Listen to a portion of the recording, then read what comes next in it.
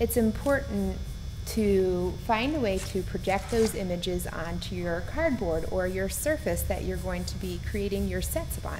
One of the most important tools that we use with our VBS painting and decorating is something we used to use all the time around our church, but now it sits in a closet and we only break it out at this time of year when we're painting for VBS, and that is our overhead projector. So you might find this in the church's closet, or if you don't have any of these laying around, how I picked this one up was at a resale shop.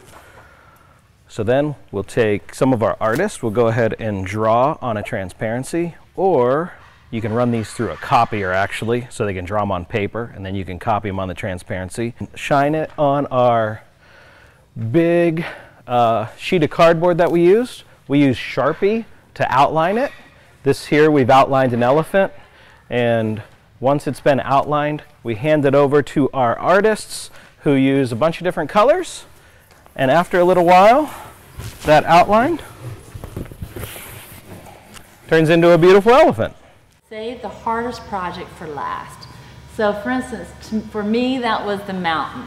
Didn't want to do the mountain, didn't know who was going to do the mountain. The mountain was overwhelming, and that by far was the hardest project to do. So I always save the hardest thing to do for last. And secretly what I'm hoping is some magic person will appear to do it for me. And so you know what, I'm telling you, pray about that, because that is exactly what happened this year. We had a visiting artist from the country of Albania, and he waltzed in and painted a bunch of cool stuff, including this mountain. So praise the Lord, the mountain got done. We're so thankful for that.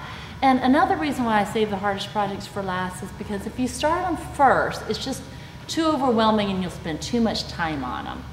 But if you save them for last, you're totally running out of time. You might have to do a whole mountain in 4 hours, and then it just kind of is what it is, right? A question has been posed to me. I'm going to do my best to answer that. We'll see. How do you predict how long things will take, and what do you do if you get behind schedule?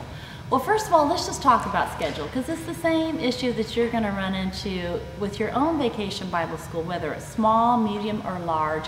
It's just hard to know how many people are going to show up, how much is going to get done that night. So I just can't emphasize enough flexibility. You just have to be flexible, because we had several nights in a row when 3 people showed up, which was, you know, pretty daunting, and we were starting to get a little worried. And then we had many, many nights when 14, 15, or 16 people would show up, and that's awesome. So in regards to your schedule, it's really tough to come up with a schedule, because you don't know when you're dealing with volunteers how many people are going to make an appearance. So you just have to be flexible, you have to continue to pray through it, and just have to keep making phone calls if people aren't showing up, and just figuring out the schedule in that regard. And how long will things take? You know, I give people a tiny bit of an idea. Like, for instance, Paula's working on a palm tree head over here, and I might say to Paula, hey Paula, let's try to crank that out in an afternoon or 2.